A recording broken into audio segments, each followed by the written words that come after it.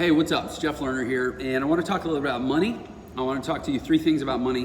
One, I want to sort of defend my position that money is awesome, and then I'm going to tell you about two common misconceptions about money that sort of illustrate my theory that the general public is being undereducated or perhaps miseducated about money, and that there's some kind of specific intent behind that.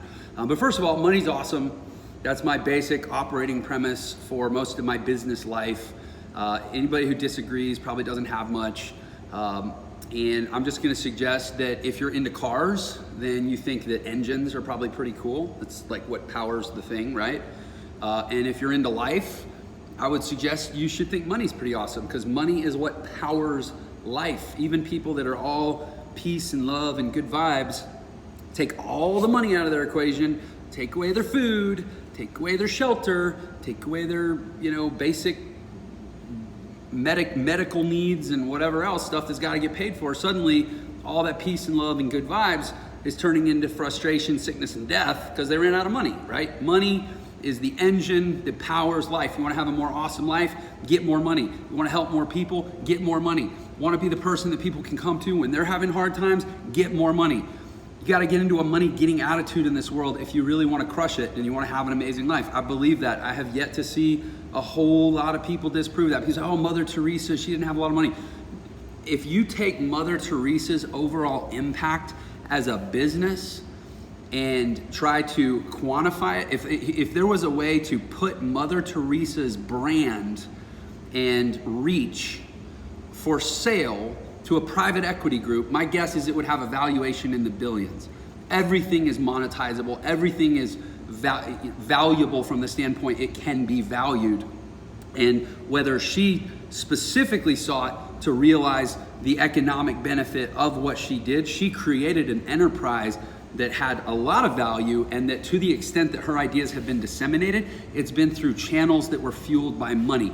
It's been through media, it's been through books, it's been through airwaves, it's been through photographs that were digitally transmitted on lines or through technology that cost money, that was rooted in capital that was put in to develop the technology, and that somebody did because there was a profit motive to do so. The reason that somebody could go to Calcutta and take a picture and send it to National Geographic headquarters is because there were a whole lot of links in the chain that had financial vested interests in making that sort of thing possible. The reason that there were drugs that she could get to Calcutta to help treat sick people is because there were a lot of people that had money invested in developing the drugs and distributing the drugs and selling the drugs and licensing the drugs and patenting the drugs. Take all the money out of the equation. We go back to, thousands of years ago. It's like watching, Last Kingdom or Game of Thrones or something. Like, that's the world with no money in it. Well, actually, Game of Thrones has a lot of money in it, just most people don't have any. Whatever, I'm digressing. You get the idea. Money's awesome, having is awesome, doing awesome stuff is awesome, and doing awesome stuff usually takes money. So let's talk about how to get more of it for the average person. First of all, you got to come with me on this. You got to believe that the average person is generally misinformed about money. I'm going to give you two examples to kind of illustrate this. First of all, let's talk about rates of return. All right, we're always talking about, my money manager makes 10% rate. Well, actually, most people don't have a money manager, so most people aren't talking about that. Most people might say, yeah, I got a $1,000 CD from my grandparents for Christmas one year, and I put it in the bank and I earned 1%, right? Or we have this idea of earning a return. I think most of us know what it is. A lot of us don't actually have any way in our life to do it because we don't have enough money to put into any kind of, passive return scenario, but at least we're familiar with the concept, right? Well, rate of return is a highly misleading statistic in a lot of cases. So here's what I mean by that. And I'll give you a super simple example. If you go to a money manager and he says, man, the last 2 years was really tough. The economy was really up and down. Overall, the economy lost money. But my average rate of return was I broke even. I actually broke even in an economy when everybody else was losing money. That's what he could say. And you say, okay, well, what was your rate of return 2 years ago? He says, 2 years ago was rough, man. We were down 50% 2 years ago. But don't worry, because the next year we made it back. So last year, you were up? And he'd say, oh yeah, we were up 50%. So we were down 50%, but then we were back up 50%. So our average rate of return over 2 years is 0. We broke even, but everybody else lost money. Okay, but wait a minute. So if I gave you $100 2 years ago, you lost 50 of it, and then the next year when I only now have $50, you were up 50%. So what? You were up 25. So I got 25 of it back.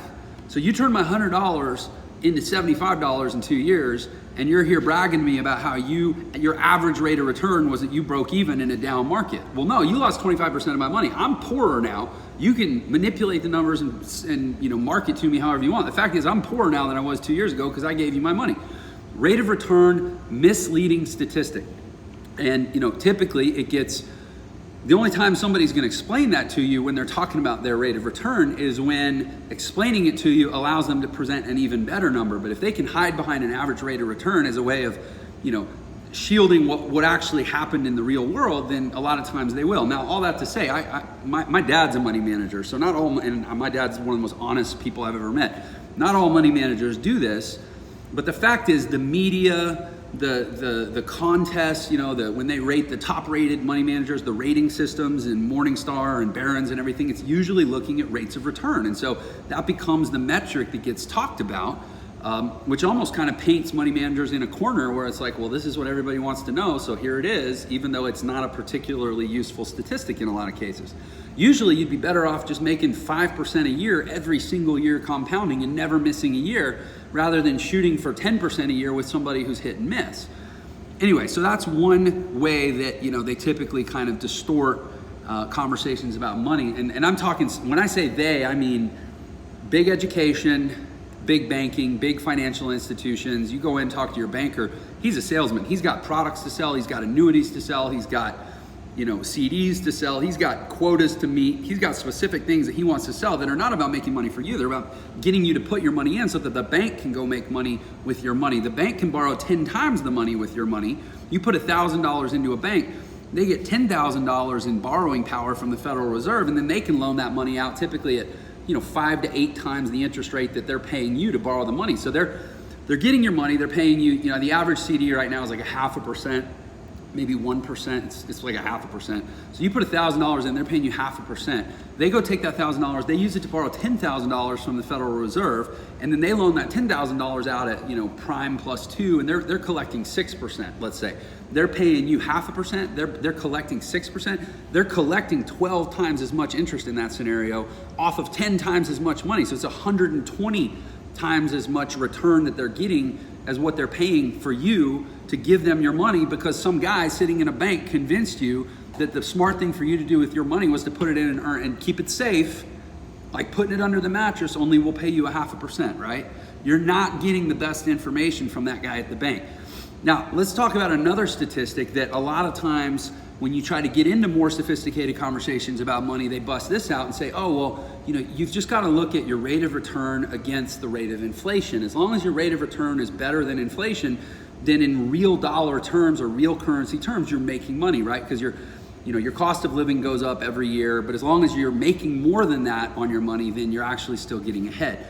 But here's the problem. Just like they can use statistics to artificially, amplify or increase the rate of return statistic, they also use statistics or statistical selection methods to reduce the reported rate of inflation. I'm going to give you an example. So in the early 1990s, politicians decided that it was no longer politically expedient to talk about inflation in terms of a consistent standard of living. They used to use what's called a fixed basket of goods. So they'd say, okay, let's say every year the average American family buys a jug of milk, a dozen eggs, a gallon of gas, a bottle of penicillin, like the basic stuff that people buy every year, every month, every day, maybe a bed, maybe a mattress, some furniture, maybe a TV. Like they had this fixed basket of goods, and every year they would measure the cost increase of that basket of goods, and it would go up 3%, 4%, 5%.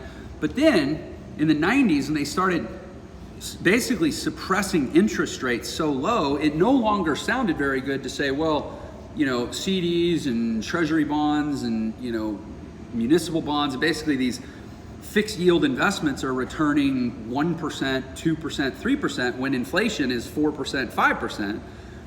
We're basically broadcasting to the populace that they're losing money by putting money into safe government-backed things. So let's figure out how we can chip away at that inflation number. So what they did was they changed from this fixed basket of goods and this standard cost of living to a standard level of satisfaction, is what they called it. And a standard level of satisfaction says, if I've got a steak in my basket of goods and it's expedient for me the next year, I can swap that steak out for hamburger. So every time technology or the production economy produces a cheaper substitute, I can swap it out in my basket of goods and say, oh, well, it's a standard level of satisfaction. It doesn't have to be the same things as long as it meets the same needs and people are equally happy with it. So it basically allows the government to swap out cheaper and cheaper and lower quality goods into that basket every year when they reportedly tell you the price. Oh yeah, and then also they decided to get rid of healthcare because that was just such a debacle that there was no way to contain that, so they just got rid of it. So the government has done all kinds of stuff to distort your perception of inflation and essentially give you a false sense of comfort that if you're making these bare bones returns on your money that you're actually okay, that, and that's what keeps you in the 401ks, that's what keeps you in the pension programs, that's what keeps you buying these safe bonds and T-bills and accepting these essentially subpar results from mutual funds and from the money managers at the big firms and putting money into CDs so that you'll get so that essentially you're giving banks the ability to borrow from the Federal Reserve so that the government can print more money. I don't want to sound like a conspiracy nut, but this is just these are the raw gears of how the machine turns. I'm not inventing this. This is just how it works. And my basic theory on this is that by keeping people relatively undereducated about money, they keep them, essentially dependent on employment for money.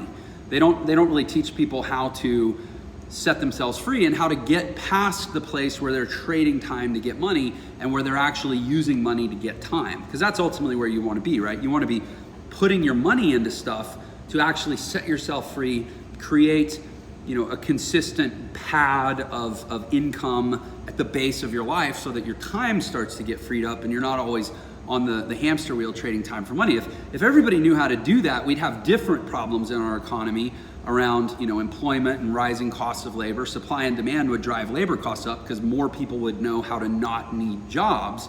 And so people that needed employees would have to pay more to entice people to take the jobs. And as a business owner, I'm sensitive to that too.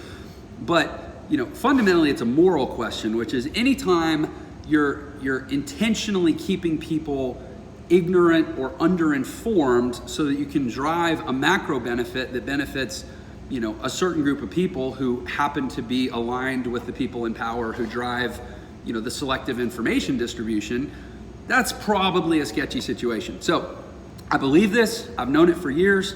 For a long time, I didn't have enough money to really be like a credible to credibly be in opposition to it. I just sounded like a frustrated broke person.